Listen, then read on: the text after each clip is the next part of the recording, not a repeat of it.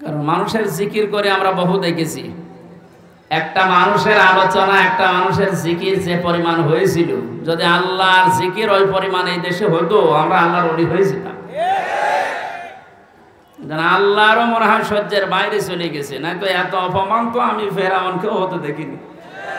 আমি তার জীবনী পড়েছি, তাহলে এত অপমান হয়নি।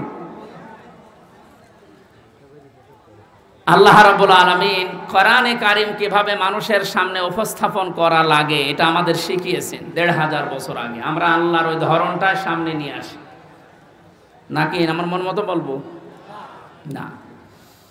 আল্লাহ পাক বলেন, কিতাবুন উনসিলা ইলাইকা ফালা ইয়াকুম ফি সাদরিকা হারাজুম মিনহু লিতুনযিরা বিহি ওয়া যিকরা লিল মুমিনিন। আল্লাহ বলেন, এই একটা কিতাব, পৃথিবীতে একটাই মাত্র কিতাবের নাম আল্লাহ জানিয়েছেন, তার নাম কোরআন শরীফ। এজন্য কবরে যাবার পর মানুষকে যখন জিজ্ঞাসা করা হবে, মার রব্বুকা, তোমার রব কে? লোকটা যদি বলে রব্বি আল্লাহ, আমার রব আল্লাহ, সঙ্গে সঙ্গে ফেরেশতারা জিজ্ঞাসা করবে মা দীনুকা, তোমার জীবন ব্যবস্থা কি? লোকটা যদি বলে দীনুন আল ইসলাম, সঙ্গে সঙ্গে ফেরেশতা বলবে মান হাজার রাজুল, এই লোকটা কে ছিল?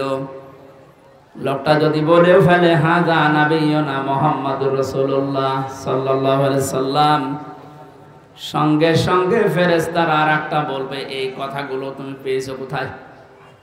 কথা বুঝতেছেন? আপনি পৃথিবীর কোন বইয়ের নাম, কিতাবের নাম বললে ফেরেশতারা কিন্তু ওগুলো চিনবে না। আপনাকে সঙ্গে সঙ্গে জবাব দিতে হলে বলা লাগবে আমি কোরআনে পেয়েছি। কারণ ফেরেশতারা এই একটা কিতাব চেনে। আল্লাহ জানে কিতাবুন দিয়েছেন, এই একটা কিতাব,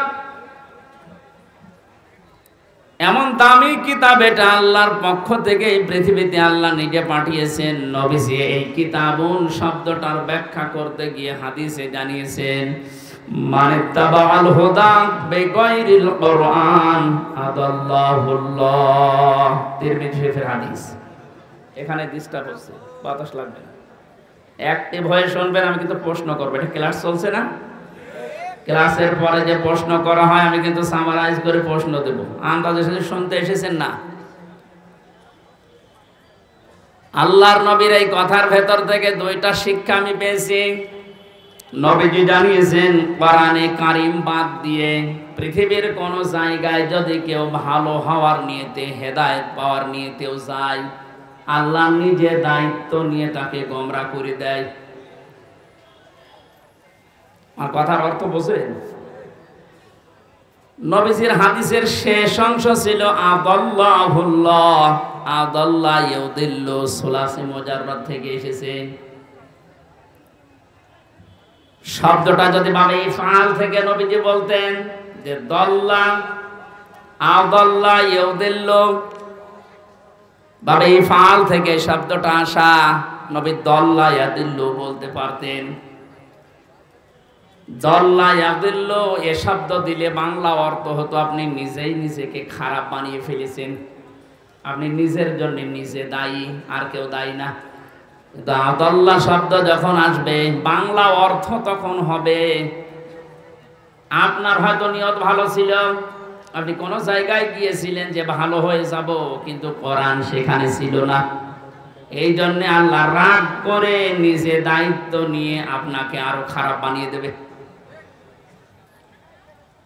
এটার জন্য সবচাইতে বড় কারণ হচ্ছে, পৃথিবীতে একটাই মাত্র কিতাব আল্লাহ মানুষকে হেদায়েত দেওয়ার জন্য সর্বশেষ পাঠিয়েছেন, তার নাম কোরআন শরীফ। কোরআন বাদ দিয়ে হেদায়েত দেওয়ার মতো কোনো কিতাব কিয়ামত পর্যন্ত আর নেই। কথা বুঝতেছেন? এজন্য সর্বপ্রথম আয়াত দেখবেন, যালিকাল কিতাবু লা রাইবা ফিহি, কিতাবের আগে আলিফ লাম আছে। আল্লাহ নির্ধারিত করে জানিয়েছেন একটাই মাত্র কিতাব যেটা মানুষকে হেদায়েত দিতে পারে, তার ভেতরে কোনো সন্দেহ নেই, ভুল নেই, অবকাশও নেই। হাদিসের ব্যস্ততায় আমি যেটা পেয়েছি, ও বাংলার জনগণ, কোরআন যেখানে নেই ওই রকম জায়গায় এখন থেকে যদি আপনি ভালো হওয়ার নিয়তেও যান, আপনাকে আমির হামজা খারাপ বানাবে না, খারাপ বানিয়ে দেবে কে? এবার এক বাক্যে বলবেন হেদায়েত দেওয়ার একচ্ছত্র মালিকানা হামজার? বলেন। নবীজির? কার? আল্লাহ ছাড়া পথ কেউ দেখাতে পারে না, হেদায়েত দিতে পারে না। উনি যদি বলেন আমি তোকে খারাপ বানাবো, বলেন তো কে আছে আপনাকে পথ দেখাবে? বলেন। এই জন্যে আমার শেষ কথা, ফাইনাল কথা এইটাই, আজকে থেকে সিদ্ধান্ত দৃঢ়ভাবে নেওয়া লাগবে।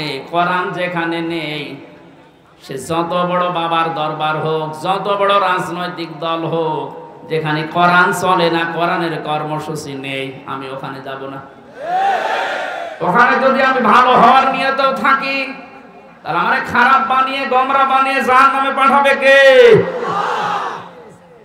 আমার মনে হয় এই ওয়াজটা যদি আজ আমরা বাংলার 18 কোটি জনগণের ভেতরে 10 কোটি মানুষও মেনে নিতে পারি, এদেশে আমরা গোমরাহি থেকে মুক্ত হব।